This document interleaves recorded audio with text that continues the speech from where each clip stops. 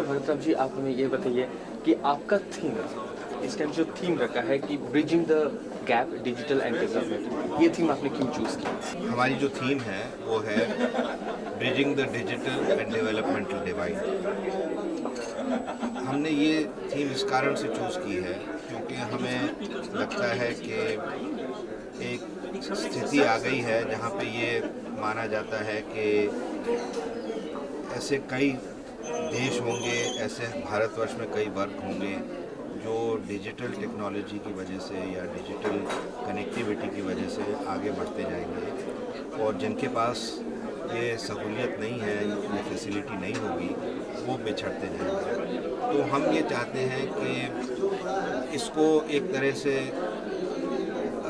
इसका एक फ़ायदा, डिजिटल टेक्नोलॉजी का फ़ायदा लेके डेवलपमेंटल एक्टिविटी में इसको किस तरह से बदला जाए और डेवलपमेंट एक्टिविटी किस तरह से बढ़े।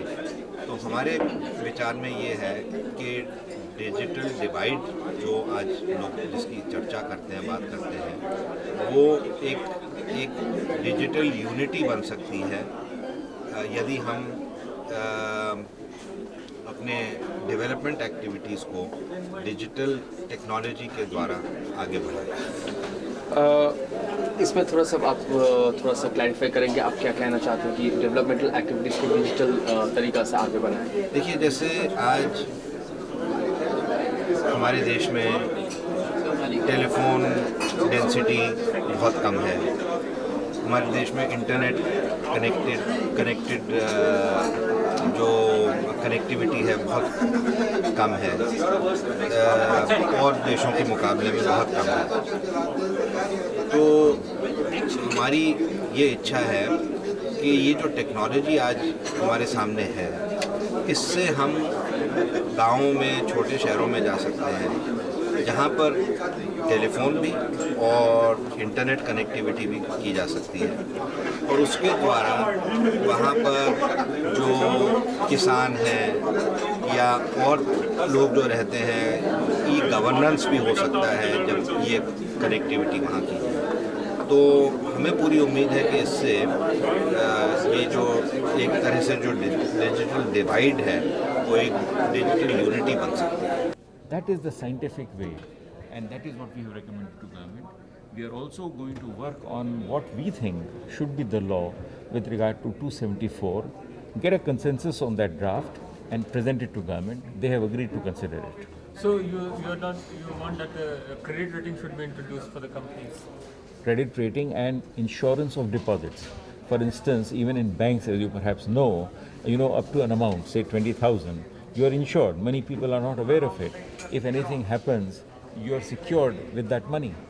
Now, same thing, because we are talking of small depositors, if companies are encouraged to, take insurance and you give money to that, then if in the event that they default, you'll go to the insurance company. So that's we feel a workable suggestion, a practical suggestion, and at the same time we have said, all those who are willful defaulters, go after them. It is in our interest, it is in business industry's interest not to encourage such fly-by-night operators. But at the same time, we shouldn't go overboard in our response.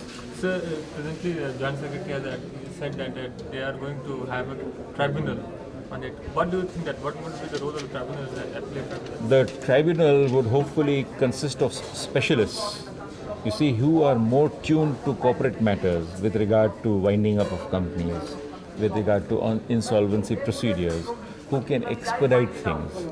Today our experience has been that it takes as many, you see, the tribunal is supposed to be a specialist court which would be better positioned to take care of corporate matters, whether they be with regard to winding up or insolvency proceedings, because of two reasons amongst others. First, they would be asked to give speaking orders. That means they can't just say yes or no. They would have to explain why they are saying what they are saying.